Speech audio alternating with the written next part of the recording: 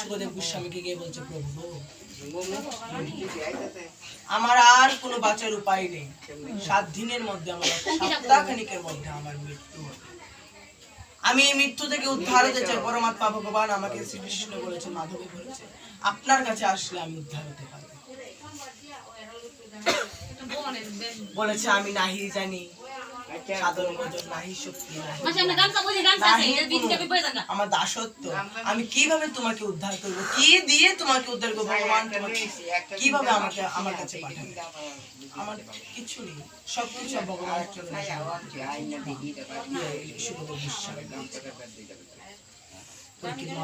আমি কৃষ্ণ কথা শ্রবণ করি, আপনি আমাকে শ্রবণ করান, আমি শ্রবণ করব, তা করে আমি উদ্ধার হতে পারবো এই সাপ থেকে। উদ্ধার সাপগ্রস্ত হয়েছে আমার দেহটা, আমার আত্মাটা তো নয়, দেহটা হয়েছে। আত্মার মৃত্যু নেই, আত্মা চির অমর। যেমন আমরা স্নান করার আগে একটা বস্ত্র থাকে, স্নান করার পর একটা বস্ত্র ধারণ করি, নতুন বস্ত্র, একটা বস্ত্র।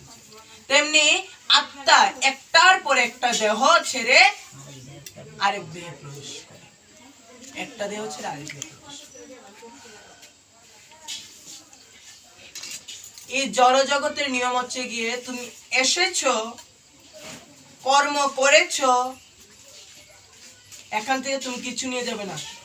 এখানে আবার কথা আছে, কিছু নিয়ে যাবে না। কেন? কি নিয়ে না যাওয়ার কথা বলেছে? তুমি যে সংসারে কর্ম করছো, যে মোহমায়ায় তুমি আছো, যে মোহমায়ার বশে তুমি এই কর্ম করে যাচ্ছ, দিলে তুমি তা নিয়ে যাবে না। একমাত্র কি যাবে সঙ্গে? রাধা রানীর নাম, সাধন ভজন, ভগবানের কর্ম। যে সুকর্ম করেছিলে, কুকর্ম গুলো যাবে না, যাবে সুকর্ম।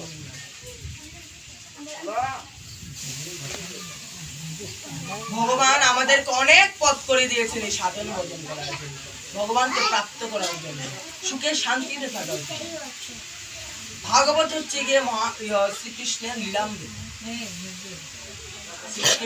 শ্রীকৃষ্ণ দাপর যুগে কি লীলা করেছে, গোপীগণের সাথে, রাখালগণের সাথে, সুখদেব গোস্বামীর সাথে, পরীক্ষিত মহারাজের সাথে, অর্জুনের সাথে, তা হলো লীলামৃত। পুরাণের পুরাণ, মহাপুরাণ শ্রীমদ্ ভাগবত। আর ভাগবত গীতা হচ্ছে গিয়ে শ্রীকৃষ্ণের আপন মুখ নিঃসৃত বাণী। মানে সংসারে যে কর্মগুলা করছো, সেটি সঠিক না বেঠিক, কি করা উচিত, কি করা উচিত নয়, কি করলে ভালো, কি করলে ভালো নয়, কিভাবে করতে হয়, কিভাবে করতে নেই, কি খেতে হয়, কি খেতে নেই, কোন দিন খেতে হয়, কোন দিন খেতে নেই, কিভাবে শুতে হয়, কিভাবে চলতে হয়, পরিষ্কার করে আমাদের যত প্রশ্ন আছে সব উত্তর আছে। আর এই ভাগবতে আছে কি, এই পুরাণে আছে কি, শ্রীকৃষ্ণের লীলামৃত রসাস্বাদ, রসপ্রেম ভরা আর জ্ঞান ভরা শ্রীমদ্ ভাগবত, শিক্ষায় ভরা মহাভারত, আর সুকর্মে ভরা রামায়ণ।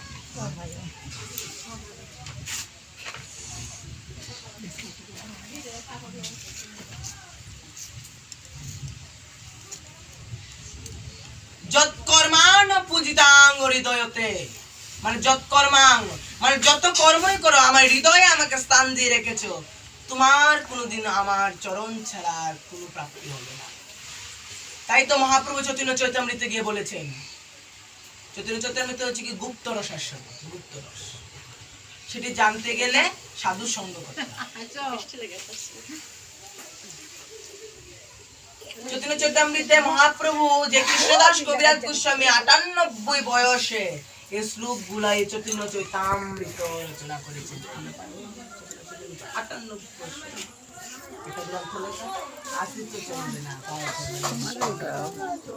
৯৮ মহাপ্রভুর বরদানে এই কৃষ্ণদাস কবিরাজ গোস্বামী চৈতন্য চৈতামৃত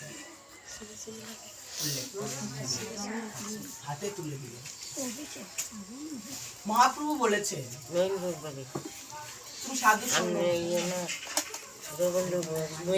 যদি তরিবার বাসনা থাকে, ধররে মন সাধুর সঙ্গ, বজরে আনন্দের। সাধুর পরশে হয় প্রাণ শীতল, দর্শনে হয় পাপ, বজরে মন আনন্দ। সাধুকে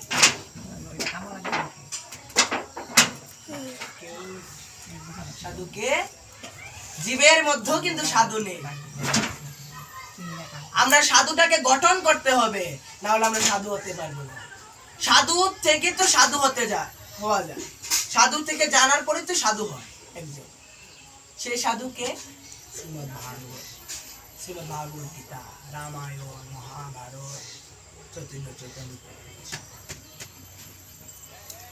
ওরা হলো সাধু। সৎ যার হৃদয়ে আছে সে হলো সাধু। আমাদের মধ্যে সৎজ্ঞান আছে, এখন তো কেউ আছে?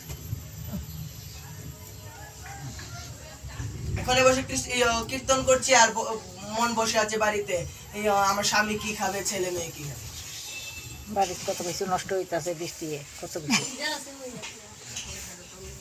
সৎজ্ঞান নেই